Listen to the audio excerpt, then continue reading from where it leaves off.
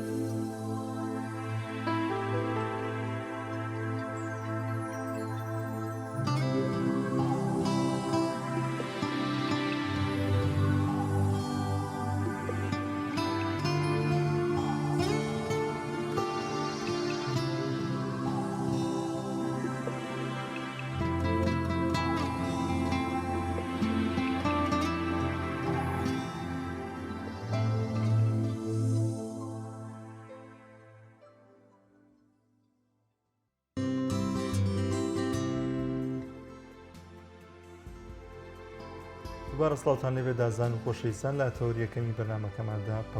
پەرتووکێکتان پێ دەناسین یەکەم هەنگاو بەرە و ڕابوون زانین ئەم پەرتووکە باز لە چی دەکات و ناوڕۆکەی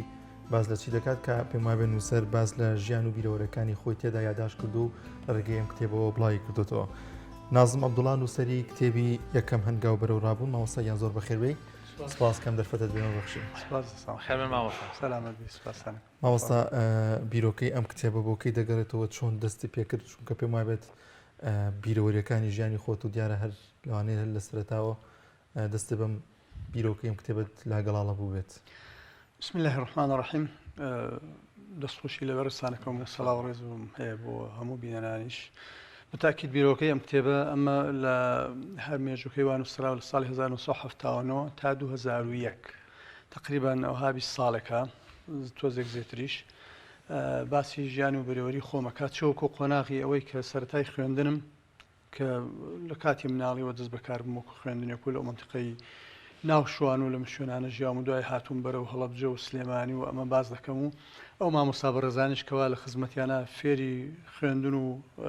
لە حوجرەکانە ماوەمەتەوە و خوێندومە لە خزمەتیانە بازەوە دەکەم. ئەمجا لە قۆناغەکانی تریشە باسی پەیوەندی و ئاشنابوونم بەکاری سیاسی یان با بڵێن بڕێخستنی ئیسلامی باسی ئەوەی تایە و دوا قۆناغەکانی ئەمجار باسی قۆناغەکانی برایانی نوێ لەو کاتێک کە مامۆستا عەبدولعەزیز ڕابەرایەتی دەکرد ئەمجار دوای ئەو ڕاگەاندنی بزوتنەوەی ڕاپەڕینی ئیسلامی ئەمجار دوای ئەوە دێنە قۆناغی دروستکردنی یەکبوونی ئیسلامی و حتا باسی کۆمەڵیش هەندێک لەوەی تایە دوای یەکبوونی ئیسلامی بزوتنەوەی ئیسلامیش بزوتنەوەی بەڵێ باسی ئەوە ئەکرێت کە یەکگرتنی نێوان بزوتنەوەی ڕاپەڕین و بزوتنەوەی ئیسلامی کە یەکبوونی ئیسلامی لێ پەیدا بوو باسی ئەوە دەکەمکەوە قۆناغێکە و لە 1999 دەستی پێ کرد. زۆر باشە. ماوەستا پێشێ بچمە ناوەڕەکە کتێبەکە وەکەوەی جۆرێک لە جۆرەکان تۆزە باری سەرشانە سووب بوو بێ لەوەی پێش کتێبەکە بینیمی تا دوای کتێبەک باش گەنج بوویتەوە نازار بیتر سەرشانی خۆ سوکووە هەمووی نووسیوە وڵات تاڵەوەکو ئارزم کردی ئەوە خۆناغێکە نووسیومە هێشتا لە 2001ەوە بۆ ئێستش ئەمە ئیتر وڵی لەبەر ئەوەیە کە ئەمە ئەگەر بێت و هەمووی یەک بووە پێکەوە با یەکەم شتێکی قەبارە گەورە و گەورە دەرەچوو ئەوە بۆ خاڵک خاڵشتر کۆمەڵێک خاڵی گرنگ هەیە ئەم باسی وەزعی سیاسیەکەین من لە ناوەندێکام لە ناو کاری سیاسی و حیزبایەتی و پەیوەندی سیاسی و پەیوەندی کۆمەڵایەتیم زیاتر لەو چوارچێوەیەدا بووە بۆیە من باسی ئەو چواردەورەکەم باسی گۆڕانکاریانەکەم کە بەسەر بزافە ئیسلامیەکاندا هاتووە بە درێژایی ئەو تەمەنەی خۆم باسی ئەوم کردووە ئەمجا ئەو گۆڕانکارێنی هەیە ئەو گۆڕانکارێنی باشن و کە کراوە هەیشە تێبینی لەسرە و هەروەها ئەو کێشە و گرفتانە چی بوون لە بەردەم ئەو قۆناغانی بزافی ئیسلامیدا و خاڵە ئیجابی و ناوازە و جوانەکانی چی بوون من هەڵەسەم لەسەر کردوون و لە هەندێک شوێنە پێشنیار و تێبینی و سەرنجیشم خسۆتە ڕوو کە بەلای منەوە گرنگە ئێمە ومانان بەعام ئەوەی کە هەر کەس بایی خۆی و زانیاری خۆی و منیش بە پێی زانیاری متەواضعانی خۆم بە گرنگم زانیوە کەوا ئینسان لەو قۆناغەیە ئەبێ ئەمە شتێک بە چاوڕۆشنی بخینە بۆ نەوەکانی دوای خۆمان بزانن لە قۆناغ ئەو بزافە ئیسلامیە بە چ خۆناغێک بە چ حاڵەتێک یان بە چ وەزعێک گەیشتوتە ئێستا و ئەو خۆناغا بەرزی و نزمیانە یان سەرکەوتن و گرفتانی هاتوۆتە بەردەمی چین ضرورە ئەمە خەڵکی خۆم خەڵکی جەماوەرەکەمان بەعام لەو بواراندا بەرچاوڕۆشن بکەینەوە چونکە قۆناغەکانی ڕابردووی ئێمە ئەگە بە نووسینێک ئێمە نەیخێنە بەردەمیان نازانن یعنی ئەو خەڵک گەنجەکانمان یان نەوەی نوێ نەوەی داهاتوومان نازانێ ئێمە ئەم بزافە ئیسلامی لەم قۆناغایە ڕابردووی چۆن بووە بە شێوێک گەشەی کردو بە شێوێ هاتووە حتا هەندێک لە کارکتەرەکانی کێ بوون خۆ نایزانێت ئەمڕۆکەش ئەمە مۆدێلێکە توانێمان بڵێم حقەتێکە پێویستە مەسەلەی مێژووی ژیان وخوای تعالی فەرمێ فەقسوسی القەصەص لعلهم يتفكرون يعني خوای تعالی ئەمرەکە بە پێغەمبەر عەلەیهی السەڵات وەسەلام فەرمێ بەسەرهاتەکان داستانەکان بژێڕەوە تاوەکوانش تێبفکەن بیرکەنەوە لەمەوە دەرسی لێ وەرگن ئێمەمانش هەموو لای پێویستمان بۆ هەیە پرسیارە دروستە بێت بۆ بۆ کاک دانیاریش بەڕێستان وەک نووسەر لە پاڵی شاوەکو زانایەکی یانی وەکو بانخوازێک لە کۆتایەکو مسلمانێک ئەگەر بگەڕێنەوە بۆ مێژوو شارستانێتی ئیسلامی بە شارستانێتی نووسین و کتێب حەزارەی ئیسلامی بە دیاریکراوی زۆرترین کتێبیە کەواتە چەند گرینگە و چەندیش واجبە لە سەرمان ئێمە وەکو مسلمانێک بۆ بە ڕێزیشتان ڕەنگە لە کۆمەڵی قۆناغی مێژووی هەستیاردا بوو بن ڕەنگە کەسێکی تر نەبوو بێ گرنگی بە نووسینەوەی یاداشتەکانمان بدەین بە شتێکی ئاوا سادەی وەرنەگرین کورە بۆ چی و ژیانێک و تێپەڕی گرنگی ئەمانە لە چیایەوەتە چ سوودێکی دەبێت چ ڕۆڵک و کاریگەرێکی دەبێت کە تۆ دەیت یاداشتەکانی خۆ دەنووسیتەوە لە دووتوی پرتوکێکە ڕەنگە لێ کۆڵەرێک سپەی کۆمەڵێک حەقایق و ڕاستی لەمانەیە وەربگرێت وای ئێمە زۆر گرنگە بزانین وەکو جەنابەت ئاماژەت پێ کرد مێژووی ئیسلامی پڕە بە مێژووی نووسین یان بە مێژووی علم و زانست ناوبانگە شارستانی ئیسلامی شارستانێتێکە بە هەزاران کتێب تایە لە بوارە جۆران جۆرەکان نووسراون بە تایبەت لە مێژووە لە مێژووی ئیسلامیە ئەوە دەیان نووسری گەورە گەورە هەیە و نووسیەتی لە مەخێرە شامەسەنەی چۆکی ابن خەلدون بۆ نمونە نووسینی هەیە وهای لە سەردەمەشە ئێستا چەندین کتێب هەیە دەربارەی چۆن مێژوو بنووسینەوە لەم بابەتانەوە هەیە ئێمەمانان یان باوا بڵێم سەرکردایەتی زانستی بێ یان سیاسی بێ یان کەسانی ڕۆشنبیر و شارەزا لەو بابەتانەیە گرنگە مێژووی خۆیان مێژووی ژیانی خۆیان بنووسنەوە بۆ ئەوەی ئێمە ئەم مێژووی ئیسلام جیایە و مێژووی مسلمانان جیایە ئێمە ئینووسینەوە ئەم مێژووی مسلمانان واتە ئەوەی لە مێژووی ئیسلامیان و سراوتەوە مێژووی مسلمانانە شکستی تایە سەرکەوتنی تایە هەڵی تایە ئیسابە و پێکان و ڕێکپێکی تایە بۆیە ئێمە جارێکی تر ئەم خۆناغی کە تایەن بە تاکید ئێمەش ئەمانوێ جارێکی کە بە پشتیوانی خۆی تەعالا مسلمانان ئەیانوێ کە ئیسلام کە لە شانووی ژیان دوورکەوتۆتەوە مسلمانان لە واقعە سیاسی و کۆمەڵاتی و ئابووری و لە شارستانێتەکە ئێستا حالیان ماوەی 100 ساڵێک زیاتر بێ دوورکەوتونەتەوە مسلمانان هەموو هەرکەس لە ئاستی خۆیەوە لە پێگەی خۆیەوە هەوڵەدا بۆ گەڕانەوەی ئەم ژیارە ئیسلامیە بۆ گەڕانەوەی ئەو واقعی ئیسلامی کە بووە بە تێگەیشتنی ئێستا و بە فەهمی ئێستا و بەم تەکنۆلۆژیا و زانستەیەکەوە ئەمڕۆکایە بۆیە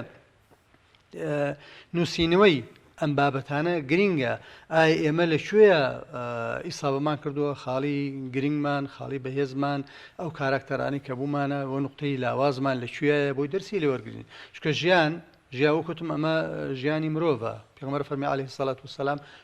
كل بني آدم خطاء وخير الخطائين التوابون إنسان قابلی هەڵەیە هەڵە ئەکا جا هەڵە لە بینی خۆی و خۆیە بێ ئەمە تەوبە ئەکا ئەی هەڵەیەک لە بینی خۆی و خەڵکا بێ هەڵەیەکی سیاسی بێ هەڵەیەکی ئابووری بێ ئەمە لە پەیوەندە بە حەق الناسەوە واتە مافی خەڵکی تایە بۆیە ئەبێ تەوبەکەی یان هەڵەکەی بۆ خەڵک ڕوون کاتەوە کاکە من ئەمە لەمەیە ئیسابەمان نەکرد لەمایە لێمان نەزانین و هەروەها ئەمە خاڵی ئیجابیمان ئەمە ئیسابە و پێکانی تیابوو گرنگە بۆیە ئێمە بە گرنگە زانم ئەم نووسینەوانە ئێمە هەوڵدەین هەرکەس لە توانای خۆیان گرنگی پێ بدات زۆر باشما وەستا تۆ ئەم بیرەوەریانی خۆت وەژیانی خۆت پێشووتر لەو سەردەمەی خۆتا تۆمارێک کردو نووسیتەوە دواتر لەم کتێبەدا داڕشنە بۆ کردوتە بەم پەرتووکە و تا چەند گرنگە ئەو ڕووداوانی کە لە ژیانماندا ڕوو دەدەن تۆماریان بکەین خۆی ئەسڵەن تۆمارکردن ئەمە شتێکی زۆر گرنگە ینی ئینسان توانێت ڕۆژانە ئەوەی بەسەری دادێ ئەوەی ئەیبینێ ئەو کار و چالاکێنەی ئیکابیان نووسێتەوە هەچەند من بەشی زۆری پشتم بە فیکر و زاکرە و هۆشی خۆم بەستووە بەشێکی قۆناغەکانی ڕابردوو چکە من لە نەوەدەکانە نووسینم بۆ نووسیمەتەوە بەڵام هەندێک وەزع و گۆڕانکاری هات و هەنێ وەزعی ئەم لاولا و گواستنەوە و ڕۆیشتن بەم لاولا ئەمی فەوتا بەڵام ئەوەی کە زێتر پشتم پێ بەستووە بەشی قۆناغی یەکەمی بەتایبەت زێتر پشتم بە فکری خۆم و زاکرە و بیرەوەکانی خۆم بەستووە و لە هەنێ شوێنی مشاورم بە خەڵکانێک کە لەو کاتیا بووین ڕاوێژم پێکردوون سوودم لە بیری ئەوان و لە فکری ئەوانیش وەرگرتووە هەتا لە نەکەش سوپاسم کردوون لە هەندێک قۆناغا بۆیە گرنگە نووسینەوە هەموو کەسێک ڕۆژانە چی ئەکە هەر کارێک ئەنجامەدا لە تەنیشتی لە ڕۆژمێرەکە بینوسێتەوە و یاداشتیان بکە بۆ ئەوی کە پێویستی پێبوو بێتە سەر شتێکی حاضر و دیکۆمنتار و کە هەڵی تیانە بێ نەکوێتە گومان و ئەم مێژۆ ڕاستە ڕازنی ئەمە کەی بوو کەی نەبوو مشاورە بەم و بەو کە خۆی سەغڵت کە زەحمەتی بێتە پێش هەر بە ئاسانی دێتە بەردەمی و بۆ خۆی چۆن بێوێ ئەفکاری تازەی ئیزافەکە و یاداشتانەکە لەوەرە گرنگە بەڕاستی نووسینەوە زۆر باشە مامۆستا بەکارێنانی وێژدان ڕازگۆبوون لە نووسینەوەی یاداشت و بێوەریەکانە چەند گرنگە گوواگەر بە دیاریکاوێن پرسیارش بۆ خۆت بێت لە نووسینەوەی یاداشتەکانت ڕازگۆیان نەدانت بە هەموو ڕاستیەکانانەوە خۆی لە مێژووی ئیسلامیان مەسەلەی ڕازگۆیی لە مێژووە هەندێک نووسری زۆر گەوری خستۆتە ژێر پرسیارەوە جا بەداخەوە ئەمە هەندێک کادوا ئەەکەین کە کەسێک شتێکە نووسێ هەڵەیەکەکە بەڵام وای لەکەین هەمووی بخەینە ژێر پرسیارەوە ئەو خراپ بۆیە گرنگە ڕازگۆیی من بەش بە حاڵی خۆم ئەوەی کە نووسیومایە چی وەکو بە ڕازگۆیی تایەنە هەوڵم داوە حەد الئیمکان بە هیچ دێڕێک وشەیەکی تیانێ بێ کەوا نەبێ حتا جاروا هەیە بۆ ڕازاندنەوەی بابەتەکە ئینسان حەزەکە هەنێ جوملە هەنێ پێشێکی پا هەنی بۆ بکە حتا لەوانش خۆم پاراستووە ئەمە بەشی ترێ سەر مجاملە مجاملە لە زمانی عەرەبیە ینی مدارات و ینی ئەوەیە کە باس لەگەڵ کەسێکە کە قسەکەی هەردوو لا بەڕێکوپێشی و بە جوانی لەگەڵ یەکە قسە بکەن بەڵام لە زمانی کوردەوارەیە کە ئەڵێ مجاملەی کرد یعنی ڕاستەکانینەوە هەنێ قسەی وانە بەڵام بۆ بەڕێکردن و بۆ ڕازیکردنی بەرام من خۆم لەمە پاراستووە هەوڵم داوە حەدە ئیمکان ئەوەی کە باسم کردووە بەرەکوبێتی باسییان بکەم خۆی ئێمە لە باسکردن خاڵێک زۆر گرنگ ئێمە ئاگان لێبێت تیرۆری شخصیت تیرۆری کەسایەتی ئێمە زۆر جار ئەبینین لە یادداشتا لە ژیان و بیرەوەریە کەسێک ژیان و بیرەوەری خۆی نووسێ بەڵام هەندێک خەڵک تیرۆرەکە ئەی کوژێ هەنی مێژۆکەی خات ژێر پرسیارەوە ئەمە ئایا ئەمە یەکتەرەفە باسەکرێ ئایا ئەو کەسە خۆی زیندوو بێتەوە تێبینی نییە لەسەرم قسانی تۆ یان با بڵین پارێزەرانی ئەو کەسە تێبینیان نییە لەسەرم قسانی تۆ بۆیە من بەش بە حاڵی خۆم هەوڵم داوە ئەو کەسانی کە باسم کرد یەکەم لەوەی دوور بێ لە تیرۆری کەسایەتی و هەروەها ڕۆزگۆیانە دیوە ئیجابی و جوانەکانی باسکەم وارە و تێبینیانش لە سەرەتی باسیکەم چاوەکو خۆم باسی خۆم کردووە چکە من باسکردنی خۆم پێویست بە حەزن ناکە خۆم باسی خۆمەکەم کەس نییە بڵێ بەرپەرچەم باتەوە بۆ باسی خۆتە کرد باسی خۆم تیا کردووە بە ڕاشکاوان و سەریحانە ئەوەی کە ببێ لەکوێ ناڕێکیەک بووە هەڵەیەک بووە نەم پێکاوە هەمووی باستیا کردووە هەتا کێشەیەک بۆ مەسەن لەگەڵ هەنێ خەڵکا کێشەم بۆ دروست بۆ باسم کردووە لە ئەمانم باس کردو پاشان ئەو کەسانی ئەو کاراکتەرانی ئەو کاتە بوون واتە لە قۆناغەکانی بزافی ئیسلامیان مەسەلەن وەکو مامۆستاسیق بووە دوای ئەوە کەسانی تر بوون دۆست و برادەرمان هەبووە هاوڕێکانی خۆم و هاوتەمەنەکانی خۆم و دوای ئەو قۆناغەکانی وەکوتم مەسەلەن لە بزوتنەوەی یەکبوونا کۆمەڵێک کاراکتەری گەورە و کەساتی گەورە هاتوۆتە ئەو مەیدانەوە پێکەوە بووین هەموو ئەمانە باسکراون بەڵام وەکوتم بە شێوەیەکی جوان و ڕێز و لە چوارچەوەی حورمەت و ڕێز و ئەدەبا باسکراون نەک مجامەلەکردن نەک باز نەکردی ئەو واقعی کە هەیە کەم و کوڕیەک هەیە خۆم لێلانە دە باسم کردووە بەڵام باسکردنەکە وەکوتم بە ڕێز و حورمەتەوە ئەو کەسە چکۆی ئەمە باسی کەسایەتی جیایە لەین لە کاتێکە کە باسی مێژوو ئەەکەین ئەو کەسانی کە وەکو کەسایەتەکەی بە باسکەیت تۆ لە کاتێکە نەفرەکەت بۆ باسکەن ئەلێ ئەم کەسە مەسەلەن بۆ نمونە باڵای بەرزە باسی ئەوت بۆ نەکەن باڵای بەرزە خوێنوارێکی چۆنە و ئەی ڕەنگی چۆن بوو ئەی لە کات جۆرە جلێکی لەبەرە کرد شێوەی قسەکە زار و قسە و باسی چۆن بوو کەسێکی ڕووخۆش بوو موان بوو تۆش کەسایەتیت چۆنێتە پێشچاو بەڵام ئەگەر ئەم دیوانە هەموو باسکەن کەسایەتی ئەو کەسێتە پێشچاوت و هەم دیوە جوانەکانی بینی هەم دیوە ئەو دیوەش کەم و کوڕێکی تایە ئەوەژە بینی من هەوڵم داوە لەم چوارچێوەیە باسی کەسایەتەکان بکەم زۆر باش مامۆستا ئەو سەردەمی ڕابردوو سەردەمی باس و دواتر ئەو قۆناغێک لە دوایەکانە لەوانەیە کۆمەڵی ڕوودا و بنهێنی بووبن جێگەی پرسیاری ئێستێنەوەی نوێ وەروها لێکۆڵەرەوان و توێژینەوەکانەوە کە توێژینی لەسەر ئەو بابەتان دەکەن تۆ هەوڵدا ئەو بابەتە نهێنیانە و ڕووداوە نهێنیانە لەم کتێبەدا باس بکەیت توانم بڵێم بە درێژی ئەو بابەتانم هەر لە سەردەمی ساڵی 1970 کە سەرەتای دروستبوونی دیارە لەو کاتێ بزافی تریش هەبووە مەسەلەن ڕابطەی ئیسلامی لەو کاتێ هەبووە کە چالاکیان کردووە کاری ژێرزەمینیان کردووە لە ناو شارەکانە هەبوون ڕێخستیان کردووە لەو کاتیاوەی بە دەرەجەی یەک بووە ئێمە لە چوارچەوەی بزافە ئیخوانەکەیە من باسی ئەوم کردووە تەبان ئەو کاتێک کە مامۆستا عەبدولعەزیز کەسێک بووە و سەر لە نوێ دەست بەکار بووە و کەساتێکی ئیخوان بووە ئیخوانی بووە لە چوارچەوەی ئیخوانە بە بیرێکی تازەی ئیخوانی چونکە لەو کاتەیە برایەنی قەدیمی ئیخوان دێرینی ئیخوان ڕایانوا بووە کار نەکرێ کاری ڕێخستن نەکرێ و هەر کەس بۆ خۆی دەرس و دەورێ شتێکی پێکرێ بیڵێتەوە خزمەتی بێعیلم کە عیبادەت شتێکی بکرێ بیکرێ مامۆستا قەناعەتی بەمە نەبووە ئەمە وەزعێکە و بزافێکەوە ئەبینی دەوروبەر مەسەلە هەمووی لە جموجوڵایە و مەسەلەن چەپەکان جموجوڵەکان نەتەوەیەکان هەموو ئەجوڵێ و لە چوارچەوەی دەوروبەری خوانەوەروها لەو کاتەیە شۆڕشی ئیسلامی ئێران بوو ئەفغانستان بوو یعنی وەزعێک بوو دەوروبەرەکمان هەموو ئەکوڵا لەو کاتەیە مامۆستا سێخش بوو کەسایەتیەک کە خاوەن ئەزمونێکی ڕابردوو بووە کەسایەتیشی ناو زافی ئیسلامی ناو زافی ئیخوانیا بڕێ کردووە بە ضروریە زانی سەر لە نێز بەکاربێتەوە بۆی پەیوەندی بەدەیان کەسەوە کردو بە گەنجەکانە کردو مەسەن یەکێک لەوانە من بووم لەو کاتەیە لە فەقێ بووم لە مزگەوتی کانی عاشقان لە ئەو کاتە پیاوەند مزگەوتی مامۆستا مەلا ساڵحی گەورە خوالی خۆش بێخوا پەیوەندی پێوە کردوین من و چەندینی تر لەو برایانە و هاوتەمەنەکانم مەسەلەن کاک کوڕێکە بوو کاک مەلا فەریدونمان پێوە ئەو چوە دیوی ئێران مامۆستا ئەحمەدی مەلا ئەحمەدی شافعی مەسەلەن مامۆستا مەولود باوەمراد کاک محەمەد ڕەو کاک توفیق کەریم کاک شێخ ئومێد پارەزانی کاک کرام کەریم ینی ئەوەی ئێستا لە یادم نییە هەمویان ئەمانە هەمووی مامۆستا سێخ پەیوەندی پێوە کردوون و وەکو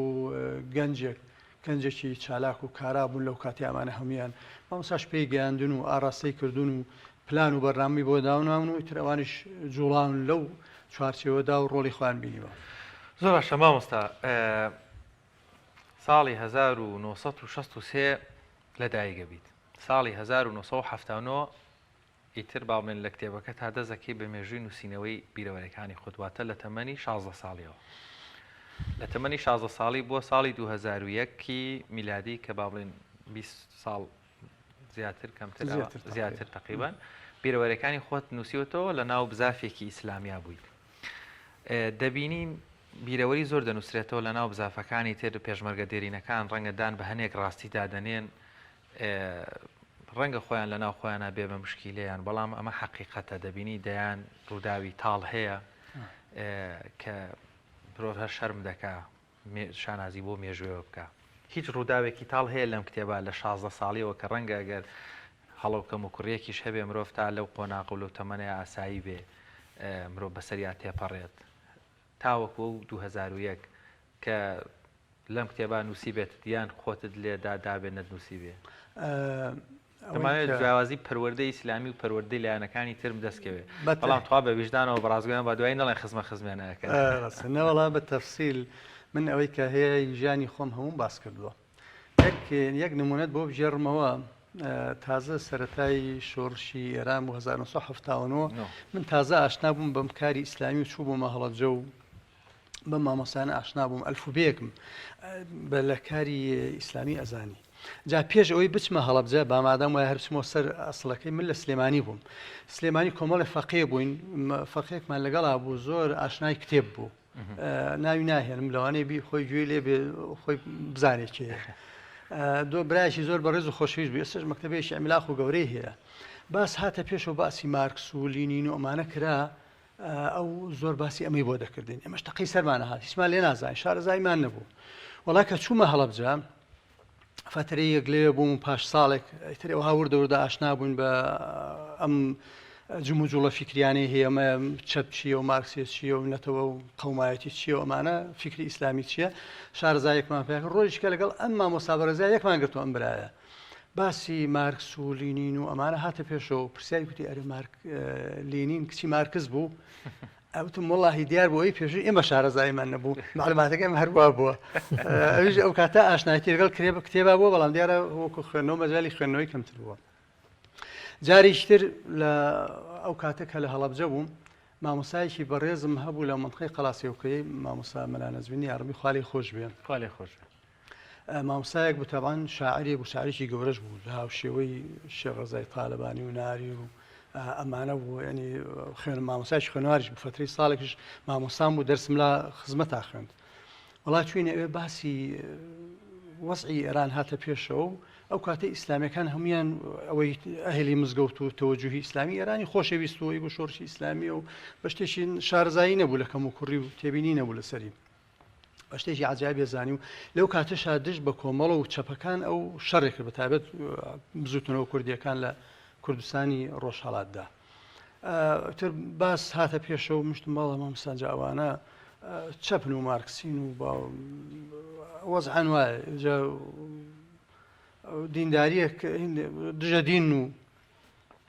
وەڵا ئەویش تەڵان هینێکی وتی تۆ ئەو قسانی تۆیکە دژە لەگەڵ بیری نەتەوایەتیە و فکری نەتەوایەتیە و ئەوە چۆنە بێ و مامۆستا ئەوە ئەکرێ ئینسان ئەوان دژە دینەکەی ئەڵێمە ئەکرێ ئینسان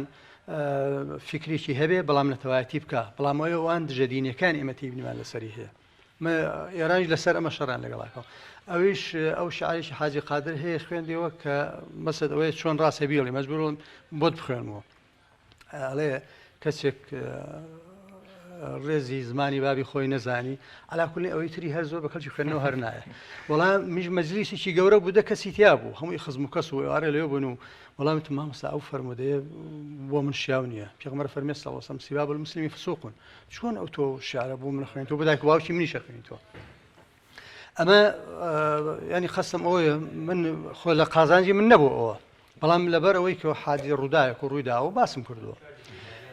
جارێکی کە عەین شەهر لە هەڵەبجە جا ئەو کاتە فەقێ ڕاتبەیانە کرد ڕاتبیانی وە بۆ ژەمەکان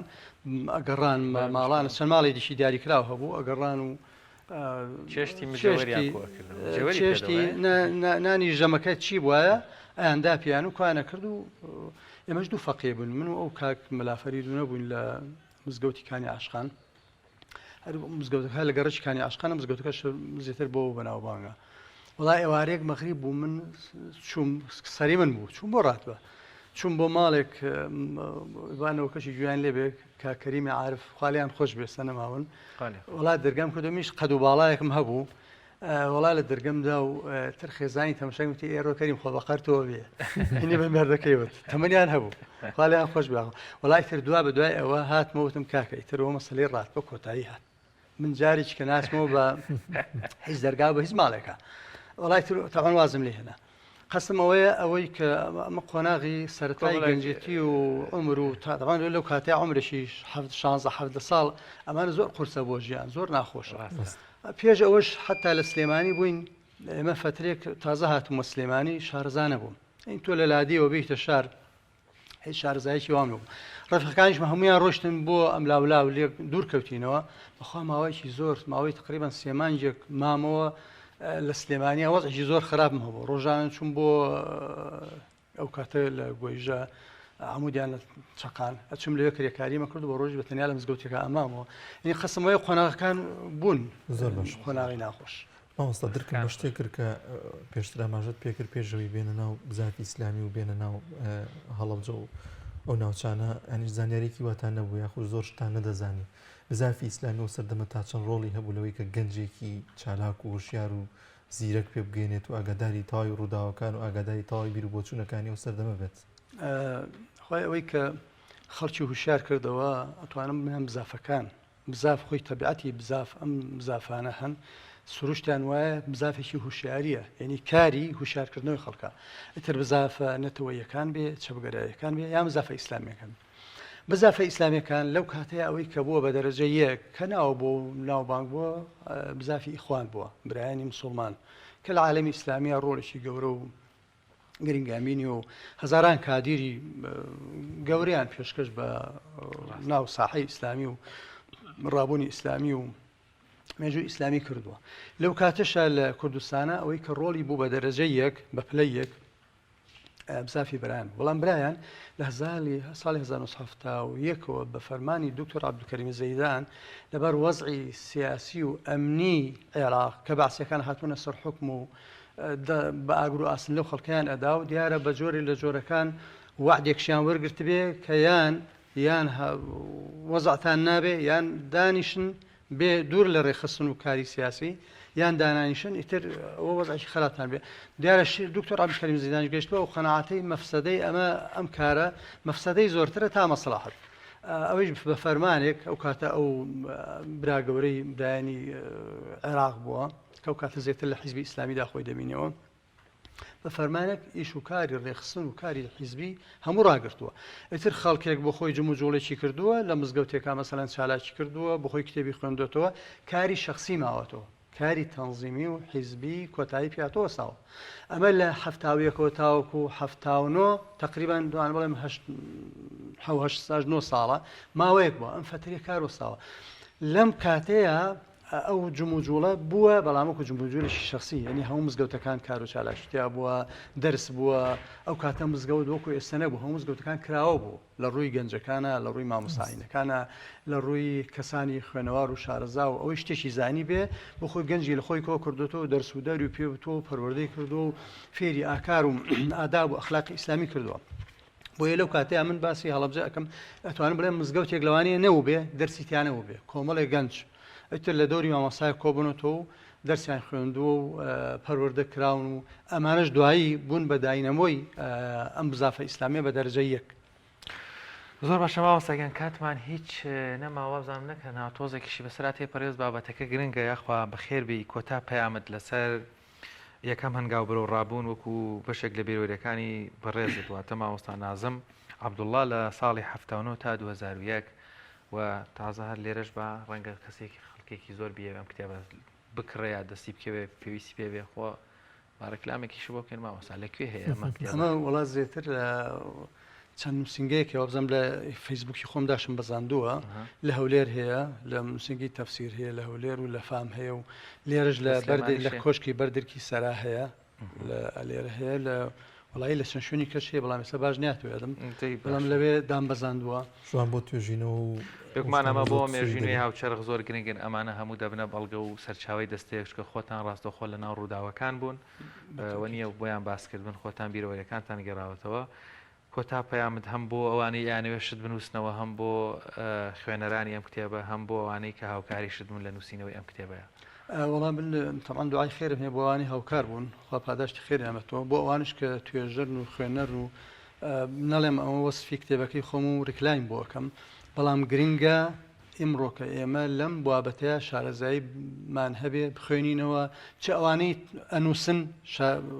توانیان هەیە بنووسن درێغی نەکەن لەمەیە ئەوانش کە خوێنەرن ینی ئەم بابەتە گرنگە بیخوێننەوە چکە ئێمە زەڕۆ بزانین فلان بزوتنەوە بۆ دروست بوو کێشەکانی چی بوو بۆ گۆڕانکاری بەسەر هات بۆ کۆتایی هات ئەمە کۆمەڵی پرسیارە لای هەمووی شێکمان هەیە دەیتە سەر برایەن ئەم کۆمەڵە پرسیارە هەیە دەیتە سەر ڕاپەڕین ئەم کۆمەڵ پرسیاری لەسەرە دەیتە سەر بزوتنەوە یەکبوون کە دوو زوتنەوەیەکیان کرد ئەی بۆ دوایی تێک چوو ئەم پرسیارە بۆ یەکیان کرد قۆناغەکان چی بوون بۆ دوایی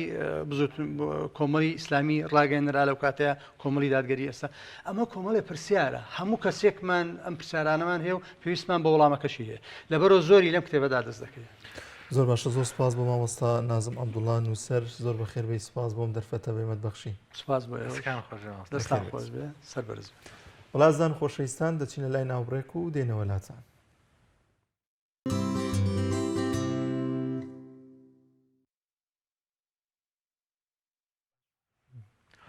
دووبارە سڵاتان لەبێ ئازان بۆ وەرگرتنی کۆمەڵێک زانیاری هەوڵ دەدەین بەشێک لە پەیامنەرانمان وەرگین سەرەتاش دەچینە لای هاوکارمان سامان لە پارێزگای هەڵەبجە سامان سڵاوت لێبێ و دوایین زانیاری و کار و چالاکیەکانی ڕۆژ لەو دەڤەرە چی دەگوزارێ بارودۆخی بارانبارین و کەشوهەوا و نزمبوونەوەی پلەکانی گەرما لەوێ لایەوە چۆنە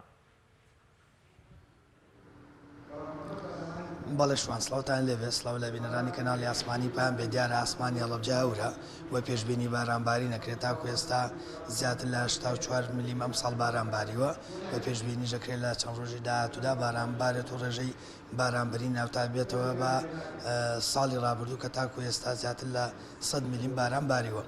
من ئێستا لە وەڵی میرم دیارە کۆمەڵی قوربانیان و پارێزەرانی دۆسەی قەرەبووی زیان لێکەوتوانی کیمیا بارانەکەی هەڵەبجە لێرە لەگەڵ بەرکەوتوان و کەسوکاری قوربانیانی کیمیا بارانی هەڵەبجە لێرە کۆبوونەوەتەوە بۆی کە زانیاری لەسەر ڕۆشنی دادگاییکردنی و کەسانی کە چەک و تەقەمەنیان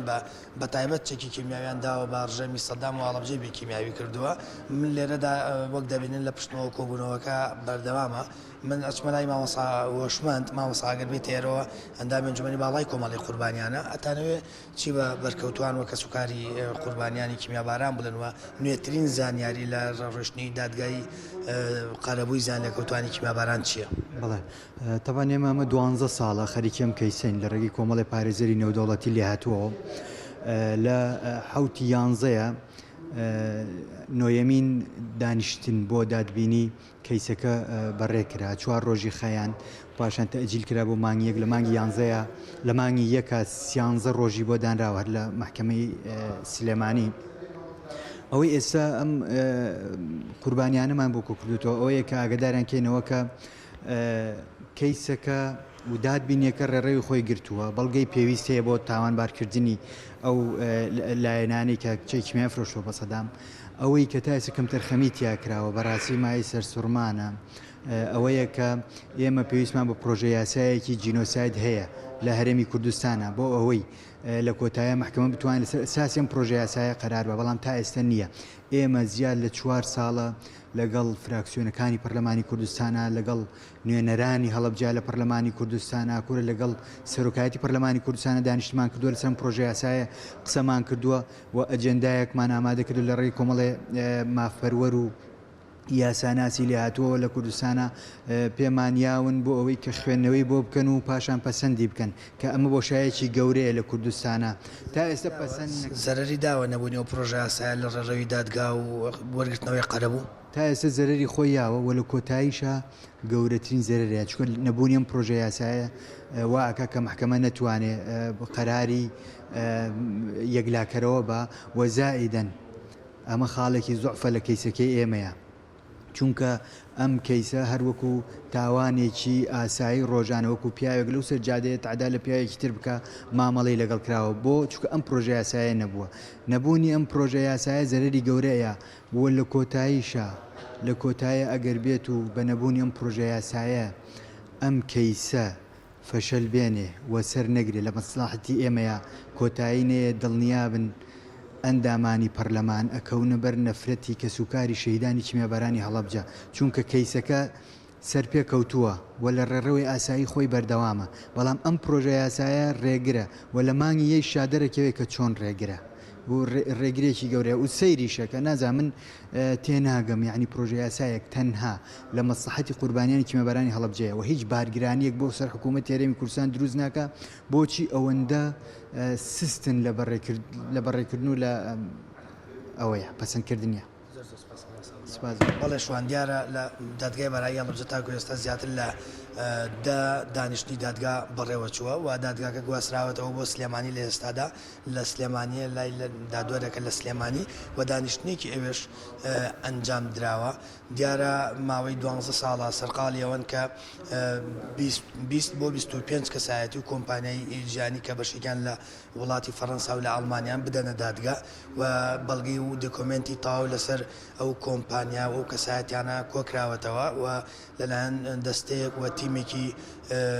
پارێزەرانی گیانیەوە سەرپەرشتی دەکرێت بۆ ئەوەی کە ئەو کەسانی کە چەکی کیمیاویان داوە بە ڕژەمی باعس قەرەبووی زیان لێکەوتوانی وە کە سوکاری قوربانیانی هەڵەبجە لەو کۆمپانیا و کەسایەتیانە وەربگیرێتەوە. زۆر سپاس بۆ پەیامنێرمان سامان فەتاح لە هەڵەبجە و لەگەڵمانەوەی دەچینە شاری سلێمانی پەیامنێرمان ڕامیار عوسمان وەردەگرین ڕامیار سڵای خوا لێبێت و دوایین زانیاری و چالاکیەکان چین لە شاری سلێمانی. هەرچەند بە باشی گوێبیستی دەنگی تۆ نەبووم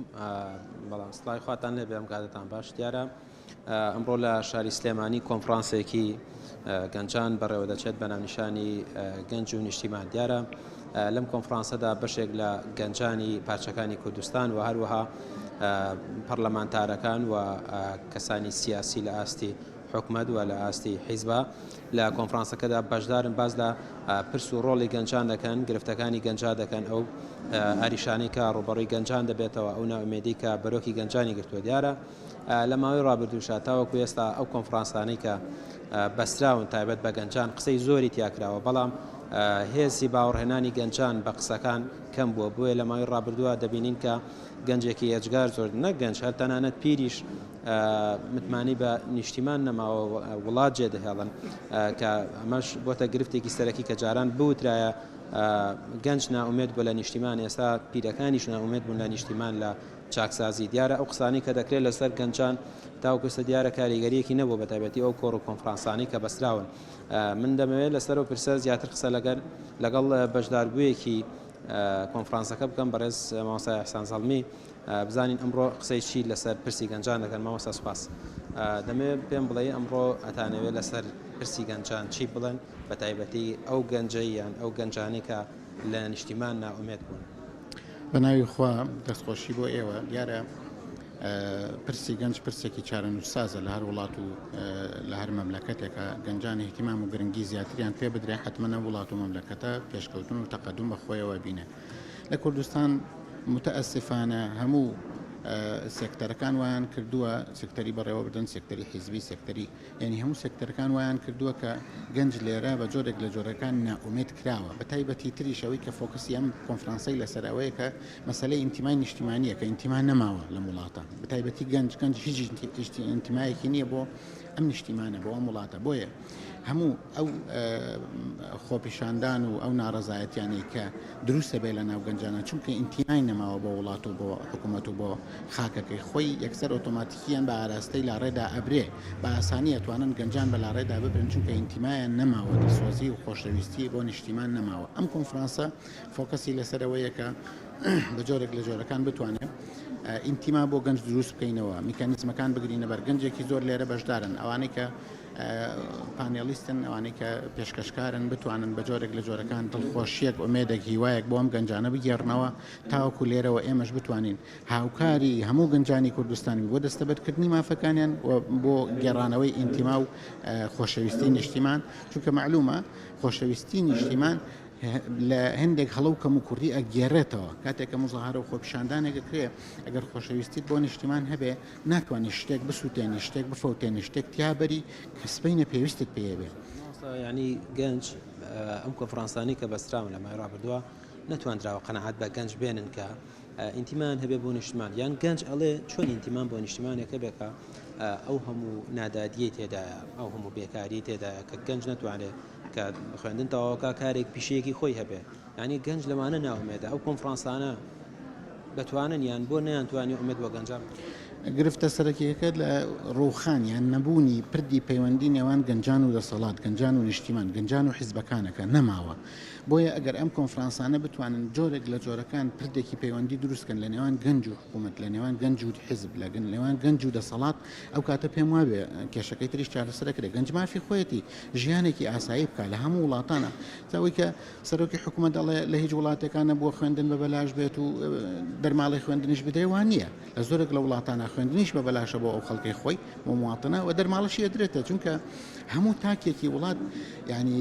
لەسەر حکوومەت کە پێڵێن باوکی میلێت حکوومەت پێویستەکە ژیانێکی ئاسایی بۆ دەستەبر بکە گەنج بۆچی بێ هیوا بۆ لە وڵاتە چکە هیچ ژیانێکی نییە ینی هیچ شتێکی بۆ دەستەبەر نەکراوە بۆیە ئەگەر ئەم کۆنفرانسانە بەستەنها ئەمەندە بکەن کە پرتی پەیوەندی نێوان دەسەڵات و گەنج نێوان حیزبەکان و گەنج دروست بکەن پێم وابێ لە داهاتوە بتوانانی هەنگاوی گەورەتری بۆ بنێ وەیلا ئەزانم وڵا ئەمە ئەم کۆنفرانسانە ناتوانێت ئینتیما بە تەواوی بۆ گەنج دروست کاتەوە چکە گەنج ئینتیمای نەماوە لە ئەنجامی ئەم هەموو گەندەڵی و خراپەکاری و خراپ بەکارهێنانی دەسەڵات و خراپ بەڕێوەبردننی وڵاتەیە کە 23 ساڵ 30 ساڵ 40 ساڵە ئەم 30 ساڵە ئەم وڵاتە بەڕێوەیە بەنەم دوو حیزبەی دەسەڵات توانیویانەکە گەندەڵێکی زۆر خراپەیەکی زۆر تەنانەت گەشتونەتە ئەوە کە گەنجەکان بە تەواوی بێ هیوا بکەن وڵات جێبێڵن ئەوە تا لە ساڵی ڕابردووە ژمارەیەکی زۆر ئەوترێ کە گەنجەی هێشتووە ئەیبینین لە بیلاڕووس و ئەیبینین لەو دەرەوە لە ناو جەنگەڵەکانە لە ناو بەحرەکانە ئەخنکیان لە ناو جەنگەڵەکانە ڕقبنەوەتیا گرفتی گەورەی کۆمەلگان ئەم کۆنفرانسانە بێ دەستخۆشییان لێ بکرێەوە هەنگاوی زۆر جددی و باش و چاکن سپاس بەڵە شوان پێما بێ کاتم تەواو بووە زۆر سپاس بۆ هاوکارمان ڕامیار لە سلێمانی و لەگەڵمان بوو دەچینە دەڤەری ڕانیا لای هاوکارمان ڕێنازەر سەلان ڕێنا سڵاوت لێبێ لەو ناوچەیە چی دەگوزارێت چالاکیەکانی ڕۆژچین بارەدۆخی کەشوهاش چۆنە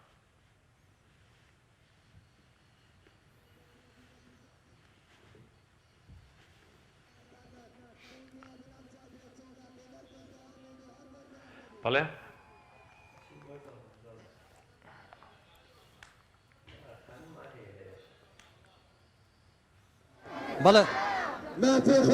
بەڵە سڵاوتان لێبێت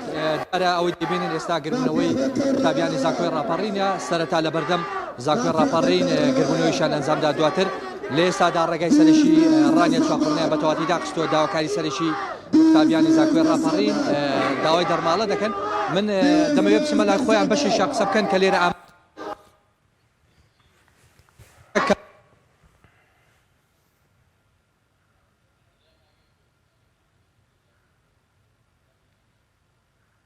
گەڕانەوەی دەرماڵێ بۆ سەرجەم خوێندکاران ئەگەر پێمان بڵێ تاوکوی نەهاتوە ئەوانەی دەڵێن هەموو سەر بە حیزب بوونە و چونە کۆبوونەوەیان لەگەڵ سەرۆکی حیزبەکانە کردووە و ئەوەشی داواکاریەکانی ئێمە نیە ئێمە ئەوەی دەمانێت دەرماڵەیە لە خۆپشاندان ناوەستین و بەردەوامی لەگرتنی جادەکان دەست ئەوەی دەبین ئێستا بە دروشم گربوونەوەکانیان دەست پێ کردوێتەوە قوتابیانی زانکۆی ڕاپەڕین دەمەوێت بەشیشتریان وەربگرم کە لێرە ئامادەن ئەو ڕێزا داواکاری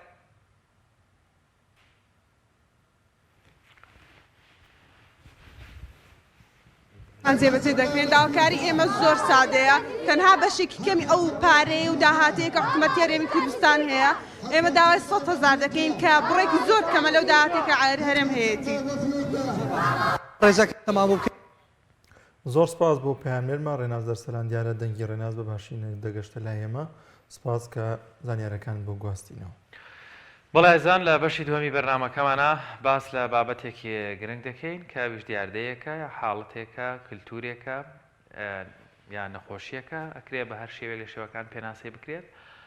لەگەڵ زۆر بەڕێز مامۆستا شێخ دیار شێخ محەممەد مامۆستای زانکۆر وا توێژەر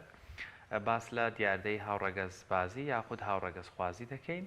بابزانین مەبەست لەم دیاردەیە چییە وەروە تۆزێک زانیاری زیاتر لەم بارەی وەرگین مامۆستا سڵاوت لێبێ زۆر بەخێر سڵاو لە جەنابتان لە ناو کەوانەیەک مامۆستا بووی زۆر جار کاتێک ئێمە باز لە شتەکانەکەین خۆشمان نازانین بازش ڕەنگە من مەبەستم لە شتێک بە یەکێکی تر ئێستا مەبەستی لە شتێک بێ با پێناسەی بکەین بە دیاریکراوی بەچی دەوترێ هاوڕەگەز خوازی یان ئەگەر پێناسەیەکی هاوڕەگەز خوازیمان بۆ بکەین.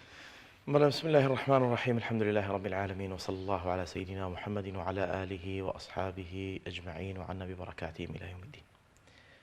هاوڕەگەز بازی وەکو عەرەب پێڵێ زەواج المثلیین هاوشێوەی یەکتری کوڕ لەگەڵ کوڕا و کچ لەگەڵ کچە کە ئەمە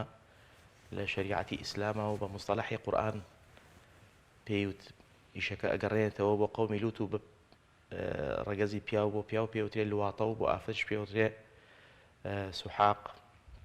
یان سیحاق بە زەم و کەسر. طبعا ئەمە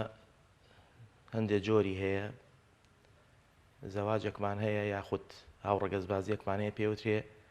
مثلی متەکاملی مطلق ئەوەیە کە بە هیچ شێوەیەک بۆ غەیری ڕەگەزەکەی خۆی نەبێ شەهوەتی ناجوڵێ ئەمە پێوتێ متەکاملی مطلق. هەر لە بدایەتەوە بۆ ئەمانە ئێستا خزمەت دەکەم زۆر باش.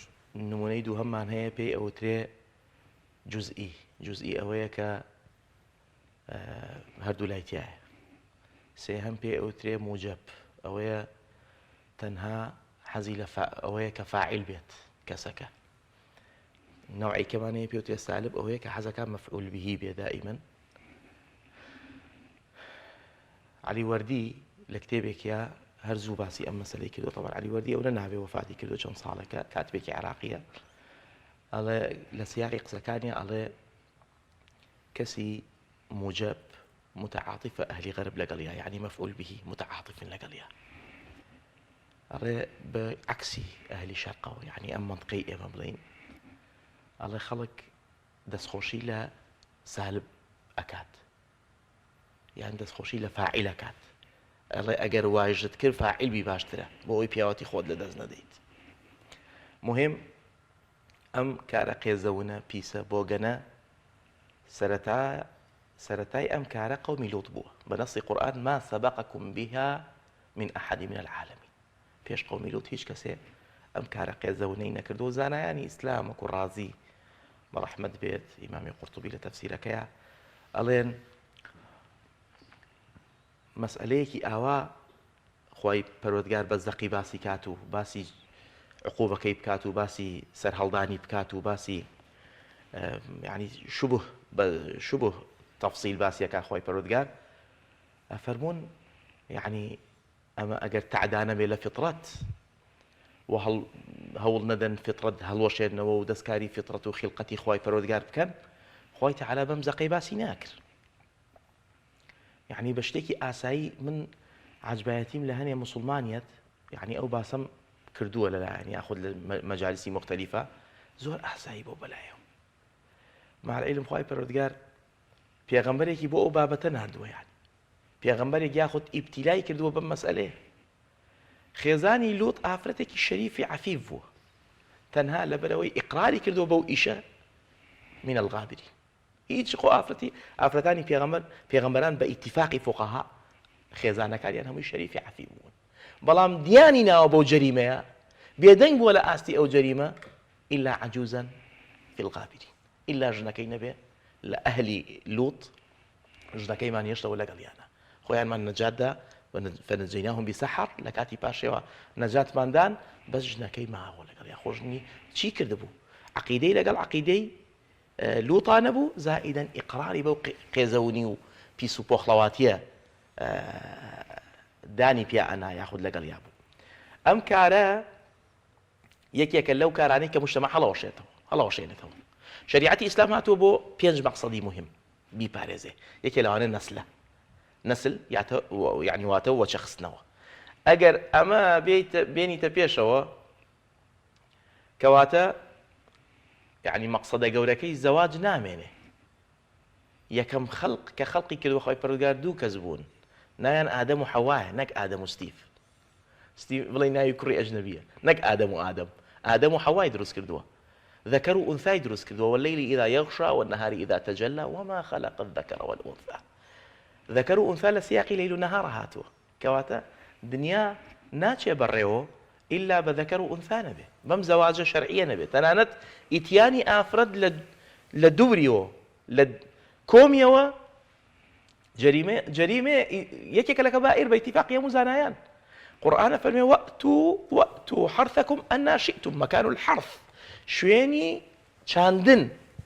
کە خوای پەروەردگار دایناوە ئافرەت چی پێ معمەلێکی پێ عومەری کوڕی خەتاب و عوثمانی کوڕی عەفان و ئیمامی عومەر و عومەر مختار و صلاح الدین ئەیوبی خاتەوە پیا و ژنی چاکە خاتەوە خۆ معمەلەکەی پەتاتە و تەماتە دەرناکات کەواتە غەیری ئەوە خوای پەروەردگار هەر لە ئافرەتان نەهی لێ کردووە پێغەمبەر صلی الله علیه و سلم نەهی لێ کردووە ملعون من أتى امرأته من دبرها خێزانی خۆیەتی هەچ کاتێ لە دواوە بچێتە لای ملعون يعني مطرودة من رحمة الله فكيف ئەگەر لەگەڵ هاو ڕەگەزی خۆتاوی والعياذ بالله ياخذ لەگەڵ ئیتیان الحيوانات لەگەڵ حیوانە ئەو سێکسە بکەیت والعياذ بالله هیچ کەسێ ناکە ئیلا طبیعی حیوانی نەگرت بێ بۆ یەکێ لە بەڵگەکانی جەماعەتی هاو ڕەگەزبازی ئەوەیە کە حیوانیان نەپێشەوە بۆ نمونە ئەڵێن لە حیوانە ئەمە هەیە باشە لە حیوانە قەتلی يعني جۆرێ لە زۆر دوور نەڕۆین بۆ شێر و پڵ و نوشتیوە جۆرێ لە پشیلە هەیە لە وڵاتی ئێمە ئابوونی نییە وەچەکەی خۆی ئەکوژێ هەچ کات برسی بوو ئێمەگەر ئێمەش یعنی ئەمە بڵین لە حیوانە هەیە ئێمەش جێبەجێکەین هەچ کەسێ ئەو قیاسەی کرد کەواتە حەزی لە ژیانی حیوانە حەزەکە بێستۆپ بژی سیارە ستۆپی نەبوو سەڵ داعمەکە ئینسان ستۆپ چییە؟ ستۆپی ئینسان شەرعە ستۆپی ئینسان و کەلەپچەی ئینسان شەرعە من پێڵم کەلەپچە خۆی کەلەپچە نییە جوانی ئینسانە ئەمان ناتەوە لە قاڵب ئەمان لە فیلتەر بە جوانی و چاکی و پاکی و قۆزێتی دەرمانەکاتەوە جارێکیە هەچ کاتێ تۆ دوور بیت من دوور بم لەو شەرعە ئاوا لای خوا قێزەونە بم لای قانون لای کۆمەڵگەش قێزەونە بم زۆر باش مامۆستا کەس ئەو جۆرە کەسانی کە ئەم دیاردەیە ئەنجام دەدەن یاخود بەرگریکارانی ئەم دیاردە باز لەو دەکەن کە ئەمە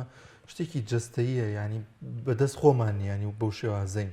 یا لە ڕووی پزیشکیەوە دەکرێت چارەسەری ئەم کرد یاخود ئەو ڕەگەزەی خۆی بگۆڕێبەوەی کە نزیکە لەوەی لە جەستەیە هەیە یعنی یەکێ لە دراساتەکان ئەوەی سەلماندووە کە ئەمانەی کە مصابن بم وەکو مامۆستا لە بیدایەتە وتی نەخۆشی هۆی ناوێ بڵین کلتوریان شتێ نەخۆشی بالفعل کە مبتەلا بووە بەم نەخۆشیە پیسە قێزەونەوە سەلماندوویانە دیراسات یعنی ئەمانەی کە هاوڕەگەزبازن بیریان نایە لەکەیەوە میشاکەن دیراسەی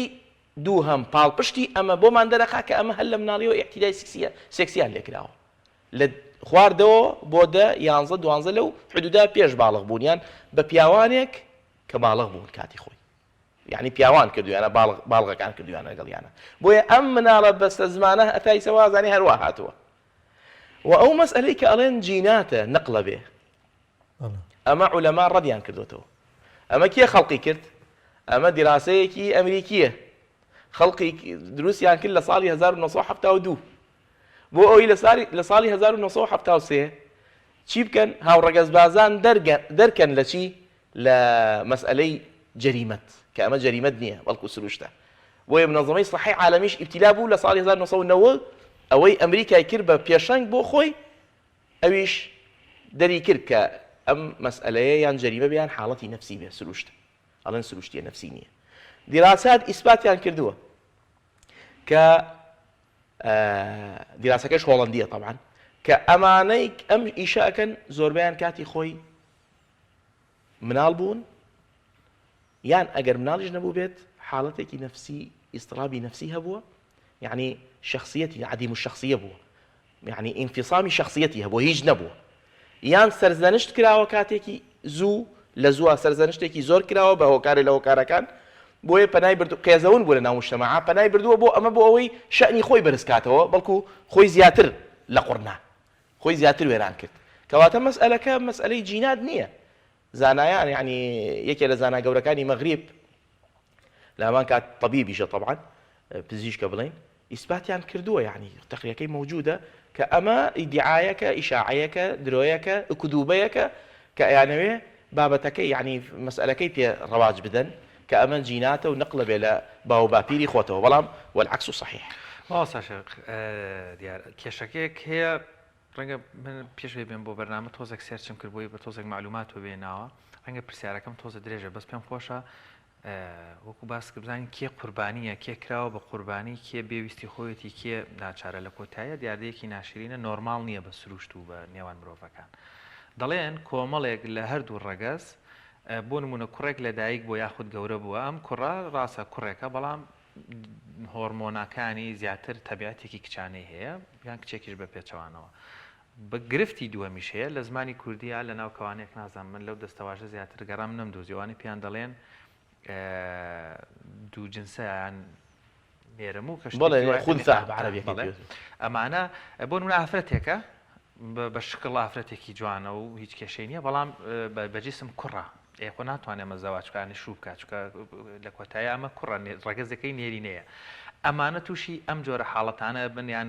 کە ڕێژەیەکی زۆر کە من تووشی سەریەشە بن وەک ئەوەی باسیشت کرد کۆمەڵێکی تر نەخێر لە تا ئەو پەڕی چێژ وەرگرتنا بەتابەت لە ڕۆژاوایەتی هیچ شتێک نەماوە تاقینەکەنەوە ئێت بی لەوە کاتەوە ڕۆڵی بەرامبەرەکەی ببینی ئەم جارە یاخود ئەو دیاردەی لە سجنەکان لە یاخود لە شەڕەکان کە پێکەوە بوون لەوانە یاخۆت ئەوەی کە بە لە مناڵی و دەستدرێژی کرابێتە سەر کە گەربین پۆلێنێ بکەین ئێستا لەمە کێ قوربانیە کێ بێ حەلی بۆ بکرێ شەرع چۆن مامەڵە لەگەڵ کەسێکەکە کە هەر خۆی بۆ خۆشی ئەوێ ئەمە بکە لەگەڵ کەسێک ڕەنگە قوربانی بێ و سروشت و جسم و خوای گەورەوە خەڵقی کردوێ لە هەردوو ڕەگەزەکەی تیا یاخۆت ڕەگەزەکەی بەرامبەری کە خۆی ئەبوووا بێ نییە بپێچوانەوە ئەگە تۆزێک لەسەر ئەم بابەتە بۆی ئەمانیش ڕەنگە لە کۆتایە بەشێک هەبێ قوربانی بێ بەڵێ طبعا خۆی مەسئلەی هاوڕەگەزبازی مەسئلەی حەز و ئارەزوو نییە هەتاوازی لێبێنی بە هەوەسی خۆی ئەنجامی بدات یان ئەو ئیشە بگرێتە بەر و بیکات لەبەرەوە ئەگەر وا بێ ئیتر وەکووتم نەشەرع وجودی ئەمێنێ و بەهای ئەمێنێ نەک کۆمەلگای شتێکە چێ ینی خۆی قورئانی فەرمێن لا تەبدیل لخەلقی الله ذلك دین القیم ئەوە دینی قەیم ئەوە هاتووە بۆیە عقوبەیان داناوە زانایان ینی عقوبەیان داناوە مەسەلەن پیاوێکی وەک ئیمامی مالک بۆ مەسئلەی لواطە محسن و غەیری محسن واتە زەواجی کردبێ یان نەیکردبێ ئەبێ بکوژرێ ئەبێ ڕەجم کرێ ئیمامی مالک واڵێ مەسەلەن فعقوبەی هەیە ئەم مەسئلەیە نابێ بڵێ مەسئلەکە دانی بوو ئەگەر ئێمە وەکو شەرع وەکو ئەوە ناڵین کاتێک کە شەرع لە وجودی نەبێت یاخود معلق بێ یان ئیشی پێ نەکرێ بەڵام هەچ کاتێ بمانەوێ شریعەتی ئیسلام بگەڕینەوە بۆ لای شریعەتی ئیسلام ئاواڵێ بۆ لەبەرەوەی کارەکە قێزەونە ئەبێ عقوبەکەیشی خراپ بێ بۆی بێ ولەکم فی القصاص حیات بۆ کەسێک کە بڵێن هیچ کێشەی جسمی نییە و ساغ و سەلیمە بەڵام لەگەڵەوە پەری حورمەتم هەر خۆی بڵێن ئینسانێکی خراپە بالضبط جا ئەم مەسئلە لە ئەساسە ئەبێ ئێمە وا سەیریکەین کەوا شتەکە حەز بێ شتەکە حەز بێ وەکو مامۆستا فەرمووی مەسەلەی قوربانی وشتیوە ئیسەیە مەسەری حەزەکە چۆنە حتا زینا ڕەحمەتی خوا لە عەلی شەریعەتی بێ ئەڵێ زینا کردن کە زینا ئیتر یەکێکە لە کەبیرەکان بڵێ گوناحێکی گەورەیە ئەڵێ هەچ کەس هەچ ئافرەتێ زینای کرد ئەسڵ و ئەگەر لە برسێتیا کردی ئەسڵ وایە مجتەمەع سەد جەلدی لێیت ئەوە مجتەمەعەکەی وازی لەو ئافرەتەیە ناوە تا گەیشتێتەوە حەدە ئێمە دوو جۆر زینامان هەیە دوو جۆر لواطەمان هەیە دوو جۆر هاوڕەگەزبازیمان هەیە یەکێک هەیە لەبەر ئیحتیاجیە ئەویکانەیە لەبەر هەوا و هەوەسە لەبەر ئارەزووە ئەمەی ئارەزووەکە ئێمە مەبەستمانە یان زۆر لێکردن حکمی خۆیە لە شەرع پێوترێ ئیکراه بە زۆر شتێکت پێ بکەن محاسبە ناکری هیچ خوا محاسبە ناکە بە زۆر شتێکت پێ بکەن بە زۆر شتێکت لێ بکەن چونکە رفع عن أمتي الخطأ والنسيان وما استكرهوا عليه مرفوع على أمتي من محاسبة ناكرين لسر ومسألة أما كما نصاب هذه المسألة خنثى بالعكس دراسات تثبيتي كردوة ثابتي كردوة لسطا بوينتات أويك كزور كما هاو رجز بازي أكا أويك نيرموك بلين أويك هردو أندامي هي ئەسڵەن ئەلسانێکی هەر نایکەن دەڵێن بەس تەناوەکو چۆڵی وەکو قوربانیەک سەیری واسییان ڕەنگە نەدا ئەڵێ ئەوەی کە ئەگاتە ئەو پەڕیحەت شتی وای کردووە پۆینتاتە لە سەتا هەتا یەک نییە لە سەتا یعنی ئەوەی کە خوا ئاوا دروستی کردبێت پشتی وا بکات و دیراسات ئیسپاتیان کردووە کە ئەوانە زۆر ئەسحابی حیا و شەرمن بەڵکو جاری وا هەیە یعنی حتا ناچنە ناو کۆمەڵگا لەبەر ئەوەی بەرەو ڕووی هەندێ قسە و تعلیق و شتیوان نەبنەوە ئەمەی کە ئەمە سیاست لە دوایەتی ئەم مەسئلەی هاوڕێگەز بازیە یعنی ئەیانەیە کۆمەڵگا هەڵوەشەی ئەوروپا ئیش لەسەر ئەوەکە ئەوروپا بەچی وەساوە بە زەریبە وەساوە بە مادە وەساوە ڕۆح وردە وردە لە خەڵکە کاتەوە بۆی من ئەگەر لە ئەوروپا بۆستم لەگەڵ یەکێکە لە بەیانی تا ئێوارە ئیستیعدادی نییە چایەکەم بۆ بکڕێ چونکە لای ئەو هەمووی مادەیە بۆیە ئەوروپا وەساوە هەمووی لەسەر مادە وەساوە ئەگەر بێت و ڕۆحەکە زاڵ بێ ئەوروپا تێکەچێ بۆیە ئەمە سیاسەتی لە دواوەیە لە 76 وڵاتە ئەمە جەریمەیە ئەم هاوڕێگەز بازیە 5 لە وڵاتەکان عقوبەی ئەعدامی هەیە هەچ کەسێ شتی وای کردی ئەعدامە لەبەرەوەی حەقێتی وڵاتەکە ئەو وڵاتە حەقێتی کۆمەڵگا هەڵەوەشێنێ کۆمەڵگا تەخریبەکە پیسە قێزەونە بۆگەنە ضدی شریعەتە ضدی فطرەتە فطرة يولد المولود على الفطرة لە بوخاریایە مولود لەسەر فطرت فطرت چییە ئەو سروشتەیە کە خوا پێداوە بۆیە پیاوی بە جۆرێ دروست کردووە وليس الذكر كالأنثى قورئانە فەرمێ سورەتی آل عمران وليس الذكر كالأنثى ئەمە نقصانی نییە بۆ ئافرەت برا ئافرەت ناتوانێت تڕێ لە لێ خوڕێ ئافرەت ناتوانێت زراعەت بکە ئافرەت ناتوانێت هەندێک کاری سەختی قرس بکات بۆیە وليس الذكر كالأنثى ئەمەیە مەسەلەکە هەرخوا ئیجازەی پێداوە مانگانە لە عیبادات ئەڵێ نوێژ مەکە ئیجازەیت مجازی فسروشتی وایە تەکوینی وایە بۆیە خوا ئەم دوو ڕەگەزەی دروست کردووە بۆ ئەوەی ژیان بەیەکەوە تەواوکەن تەکمیلەیکەن کامڵیکەن جوانیکەن بۆی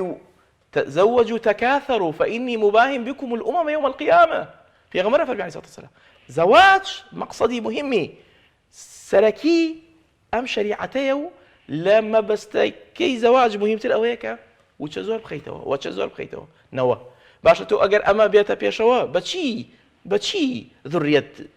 ئەخەیتەوە بەڵکو ئەمە قەڵاچۆیە اینجا ئەخلاق فاس دەبێ هەرج میلەتێ ئەخلاقی ئەحمەد شەوقی بەڕەحمەت بێ هەرج وڵاتێ ئەخلاقی تیانەما خۆی داڕمێ تەواو هیچ دیامێنێ بۆیە پێغەمبەری خوا ڕەبتی کردەوە مەسەلەی نبووەت بە ئەخلاقەوە ئینەما بوعیثت لئوتەممە صالح الأخلاق ئەمە یەکێکە لە ئەخلاقە جوانەکان یەکێکە لە فەضائل ئەمە یەکێکە لەوەی کە ئەم هاوڕێگەز بازی یەکێکە لەوەی کە زۆر ڕەزیلەت و پیس و پۆخلیە ئەبێ هەرچ موسڵمانە لە جێی خۆیەوە لە ملیار و 600 بۆ 700 ملیۆن ئیستا ئەبێ بە قێزەونی لە بە هەموو ئەوە قسە بکەین مامۆستا وڵاتانی دیکە وڵاتە ئازادی خوازەکان هەمیشە لە مەیداندان بەرگریان لێ دەکەن خۆپشاندانەکەن دێنە سەر شەقامەکان تا چەند گرنگە موسڵمانانی خۆشمان بەرهەڵستی ئەمە بکەن دژی ئەم دیاردەیە بوەستنەوە هەرتا سەر ئێسقان هەرج مەسئلەیە ڕووبدا کە پێی ئەوترێ حەدیثی ساعە لە نوێژ لای خوا مهمترە ئیبن القەیم بەڕەحمەت بێ لە زادا فەرمێ پرسیارێکەکرێ ئەوترێ کوان فەریزەتە لای تۆ خۆشەویستە یەکی ئەڵێ نوێژ یەکی ئەڵێ ڕۆژ وەڵێ غەڵەتە و جوابانە ئەڵێ کوامە کاتی هات کوامەی کاتی هات ئەوە کاتێتی باشترین عیبادەتە لەویکە کەواتە ئینتیهاکی حروماتی خوا تعداکردن لە شەرعی خوا باشترین عیبادەتە من کە هەستم زدی بۆستم لە نوێژەکە لە ڕۆژەکە مهمترە بەڵکو لەوانەیە شێوازی نوێژەکەمان بگۆڕێ هەن لە جەبهە و لە قیتال و جیهادا شێوازی نوێژە گۆڕێ ئەو نوێژە نامێنێ پێوتێ سەڵات الخەوف سەڵات الخەوف سجود و ڕکوع و شتی وای تیا نییە چونکە دوژمنە بەرامبەرت دێت هەموو شتەکانی بۆ ئەگۆڕێ چونکە شتەکە مهمە بۆیە ئەم مەسئلەیە گرنگە ئێمە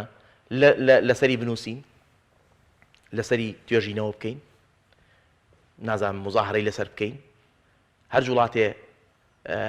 اعتیزازی پێوەکە ئێمە هەوڵ بین لێ بدەین بەچی بە سەوتمان بە دەنگمان بە دەنگی ڕەسەنی موسڵمانێتیمان موسڵمانێتی موسڵمان لەوێ دەرەکەوێت کە تۆ ئەم کارە بە قێزەونترین کار بزانی ئەمە شتێک نییە بڵێ وازی لێ بێنە کەیفی خۆیان مەسەلەکە ئەوە نیە چونکە شتەکە سەری کێشاوە بۆ وڵاتی ئێمەش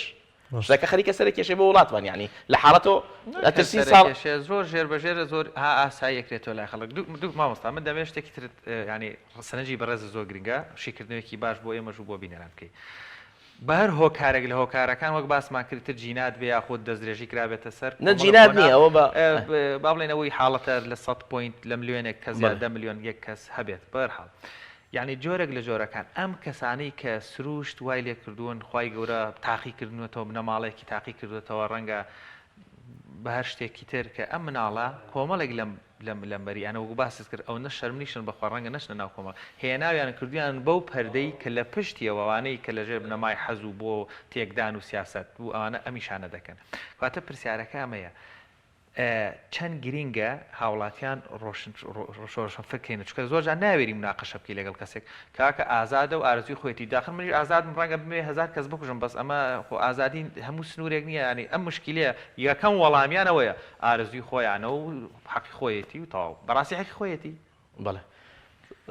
وەکو وتم ئەگەر وا بێت حەقی خۆم بێ بۆ هەموو شتێک نە مەسئلەی ترسناکی ڕیبا ئەمێنێ نە مەسئلەی ترسناکی قەتل و کوشتن ئەمێنێ نە مەسئلەی ترسناکی زینا ئەمێنێ هەمووی من ئازادم ئازادی لەوە یعنی خۆی نامینێتەوە ئەو پێناسە سەقەتە بۆ ئازادی ئەوەیە لە سنووری عقلی ژیرەکان هەواز لەوە حیش بێنێتەوە بۆ یەک برادران عاجز نەبن لێمان ئێماڵین لە نیتاقی شەرع ئێمە مامەڵە بکەین هەموو حڕیەتێکی پێداوین خۆی پەروەردگار و هەموو مەفاتیحی حڕیەتی بۆدا گرتوین و دابەزاندوین و متعارفی کردووە لامان بۆی ئیشی پێ بکەین ئیش بۆ حڕیەت و ئازادی بکەین واز لەو مەسەلە بێننەوە برادران عاجز بێ با بڵێم هەموو عقلە ژیرەکان هەموو عاقلەکان هەموو ژیرەکان متفقن لەسەر ئەوەی کە ئەم مەسئلە ئەچێتە بواری ئازادیەوە ئەم مەسئلەیان ناچێتە بواری ئازادیەوە هاو ڕەگەزبازی ئازادی نییە خەڵکینە با ئینسان ئەبێ هۆشیار بێ یەکەم ئیشی حکومەت ئەوەیە کە هەرچی ڕێگایە بیگرێتە بەر بۆ ئەوەی چارەسەری ئەم مەوزوعە بکات یعنی بەرنامەیەکی چڕۆپڕ ئیعلامەکان مامۆستایانی ئاینی لەناو کۆمەلگایە ببێ بە سروش یعنی باسکردنی تەواو یعنی باسی وەکو هەفتاکان و شەستەکانی هێنەیە حتەرانت باسی ئافرەت ئینسان شەرم کات پێغەمبەر صلی الله علیه و سلم هەمیشە احتیزازی بە نیسائی ئەنصارەوە کرد وەکو لە موسلیماتەوە ڕەحمەتی خوا لە ئافرەتانی ئەنصار بێ شەرم و حەیا وای لێ نەکردن کە لە دینەکەیان تێنەگەن کەواتە شەرم و حەیا وامان لێ نەکا کە بە بۆنەی شەرم و حەیاوە لە باتی ئەوی لە دین تێبگەین لە مەنهەج تێبگەین لە دنیا و ژیان تێبگەین بچین لاساری بکەین بچین بێ حەیایی بکەین ئەو پەڕی بێ حەیاییە مەسەلەی ڕەگەزبازی ئەو پەڕی بێ شەرمیە یعنی ئەو کەسەی کە ئەمە ئەنجامەدات مەگەر بڵێ خوای پەروەردگارەگینا بە منزوری ئینسان هیچ شتێکی تیا نەماوە ئاخر ئینسان زۆر مشکلەیەت یعنی تەنازل بکات لە شەرەفی خۆی مشکلەترین ئەوەیە بۆیە ئیشی قەومی لووت ئەبێت لە کێوێکەوە فڕێیتە خوارەوە کاتەکەشمان زۆر کەماوە ئێستا دیاردەیەگە ینی زۆر بە ئاشکرا ئەمە ینی دەبینرێت ینی چەند کەسە بووە بە ئاشکایی مەسیجم بواتەوە کە داوای جۆرەشتانەمان لێ دەکەن ئەمە نازانم بۆچی ئەم کۆمەلگای مەشخەری کە ئەچێتەوە بابەتەوە کە بە ئاشکرا ئەکرێت و ینی هەر بە ئاشکرایەتە سەر شەقام یاخود لە شوێنانی دیکە داوای ئەم شتەکە داوای ئەم شتەکە بە ئاشکرای ئێمەش حەیان بەرین ئەبێ بگەینە مەرحەلەیەک بگەینە پلەیە کە ئێمە شەرم نەکەین لەوانە من ئاژبیاتیم لە ئافرەتێک گێت کاتێ لە کۆستەرێکە ئەبێ پیاوێک دەستی بۆ بە لە ترسا خۆی کورە حەیای بەرە دووبەڵە بێ بیتەقینی سەرەتانە بێ باسیکەی منەچم بۆ لای دکتۆر ئەڵێم نەخۆشم جەنابی دکتۆر نابێ بڵێم وڵات جەنابی دکتۆر نازانم هەروە بۆ خۆشیاتوم برا نەخۆشم ئەم نەخۆشە سەرسەختە بەدبەختە بێت ئەبێ فەسحێکی لە بەرچاو 21 نەفەری ناو کۆستەرەکەیە لە بەرچاو 20 بەسایەکەوە ها وێرانی کە بگەرە مەرتەبەیەک کە حەیای بەرە بە ئاشکرا چۆن داوات لێەکە بە ئاشکرا تۆش ناوی بێنە بە ئاشکرا فەیسبووکی باسکە بە ئاشکرا هەموو شتێک چونکە شتەکە عەسرەکە عەسری عەلانیەتە پێویستی بە سڕوونی هێنی شتیوان نەماوە ئەبێ ئینسان پاڵەوان بێ ئینسان بە غیرەت بێ بە هیممەت بێ بە هەڵمەت بێ ئەبێ بۆ ذاتی خۆی بۆ دینی پێنج شتەکەم باز نەکرد دین نەفس عەقڵ ماڵ نەسل ئەبێ بیپارێزی ئەبێ دەستیشمان بەیەکەوە بێ بۆ ئەوەی نەفس لە دەست نەدەین عەقڵ لە دەست نەدەین دینمان لە دەست نەدەین زۆر باشە ماوەستا کاتمان هیچ نەما بەس وەڵای شتێک لە دڵمای هەرە پێ بڵێم زۆر جار کۆمەڵێک ئافرەتی ڕۆشنبیرێکە پێ بڵێ وەڵاڵی پیاوی زۆری پێ ناخۆشەڵێت تۆ تعلیقت لە منداوە و یان کۆمەڵێک پیاوێکە پێ بڵێ وەڵاڵی ژنی زۆری پێ ناخۆشە بێت کەچی بەرگری لە هاوڕەگەز خوازیەکە من سەر ئەلەمە دەرناکەم بۆچی واللهی ئێمە ئەسڵ وایە بیدایەتی قسەکردنمان بیدایەتی باسکردنی ئەم مەسئلەیە وەکو داوە باسیکەین ئەم قسانە جاری وا هەیە خەڵکە تەزێنێ بە شێوازەی کە پێڵم تا بزانم ئەمە مەقسەد و مەبەستی چییە ئەو کاتە منیش ئەیکەم لەبەرەوەی مرتبطە بە دینی خوا و بە شەرعۆ منیش زبرم لەگەڵی بەڵام هەچ ئوسلوبمان جوانەکەی طبعاً پێی ناخۆشە ئەگەر بەمەرجێک ئافرەتەکە خۆی وەک پیاو لێ نەکرد بێ سروشتی وابێ یان پیاوێک خۆی وەک ئافرەت لێ نەکردێت چونکە هەردووکیان مەلعونن بەنەسی حەدیثی پێغەمبەر صلی الله عليه وسلم مەلعون ياخذ لعن الله المتشبهين من الرجال بالنساء والمتشبهات من النساء بالرجال هردو لا ملعون بلام خوم وكو افرد لي بكم يان جلي افرد لبركم يان بهر شوازي لشوازه كان بلام اگر خوم توزي صوت مناسق به صوت بجوري به او حركاتكم هي مثلا وكو افرته او بيوزناكاتو وان بيبلي چونك لوانه بيم ناخوش به منيش خوم با کەسێک زانم لەناو مجتمع لەناو کۆمەلگایە بەڵام ئەگەر زانیمان بۆنی ئەوەمان لێ کرد ئەو کاتە ئەتوانین عیلاجی کەین بە زبری بێ بە هەرچ کەلیمەیەک بێ بۆ ئەوەی نەتوانێت لەناو کۆمەلگای ئیسلامیە لەناو کۆمەلگای موسڵمانە هەنگاوی ئاوا سەقەت بنێ. زۆر سپاس بۆ مامۆستا دیار شێخ محەممەد بۆ سپاس کە دەرفەتە خۆشی. وڵازان و خۆشەویستان زانیارێکمان هەیە کە باز لە سوودەکانی هەنار دەکات پێم وابێ کاتمانەمەخوا کاگاریان یەتەمدی و بۆمان با تەواویکەین بەڵێ بینەرانی عزیز باوەکاری هاوکارانم لە پەیام و کۆنتترۆل پرگە و بابەتەکانی پرۆگرامی پامی ڕۆژمان پێشکەشکردن تا پرۆگرامێکی تر بەخواتان سپێنی خواتان لەگەڵ.